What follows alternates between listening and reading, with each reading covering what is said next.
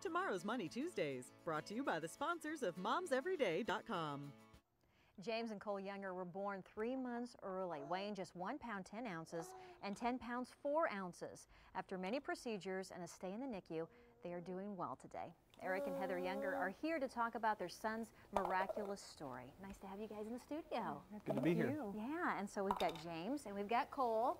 Yes. And Cole is busy. Hey, sweetie. Hi. Hi, I love that smile. Let's hear about the story of their birth. Well, James and Cole, it was October 8th, 2010, and I started going into labor. I went to Bryan LGH, and the boys were born on October 9th at 25 weeks and 5 days. The boys were born on the NICU floor. Mm-hmm. They have an operating room there, and that's where they ended up staying. Oh, wow. Well, tell me about the procedures that were done after they were born, since they were born so early.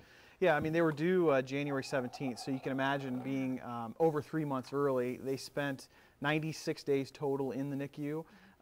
Actually, 2 different NICUs. They were born at Bryan, of course, but it was after, I think, about 3 weeks, it was discovered that they had an open shunt, which is your bypass. When you're in the womb, you know, of course, blood goes, it bypasses the heart, bypasses the lungs to go to the umbilical cord for breathing, for oxygenation purposes.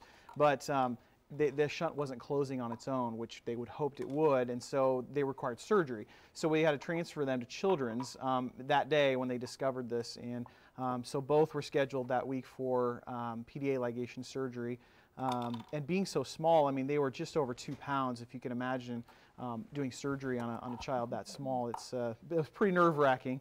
Another complication of prematurity is retinopathy, and so Cole actually had 2 different eye surgeries as well to correct retinopathy. And in the process, of course, they received multiple blood transfusions. You know, they received multiple care from various different specialists, and it was obviously a very difficult time for that time period. And that's why it's so important to give blood.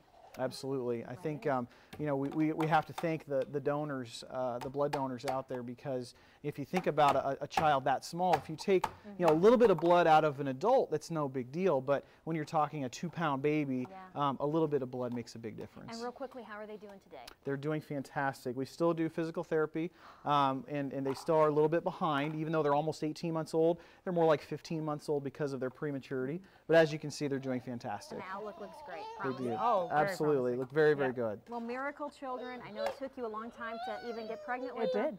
It did. So nice to have you guys here today. Thank you very much. He's just thinking, brother, what are you doing? He watches his brother a lot.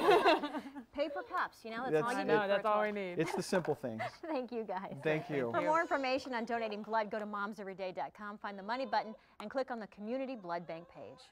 Moms Every Day, weekdays at 8:55 a.m. is brought to you by the sponsors of MomsEveryday.com.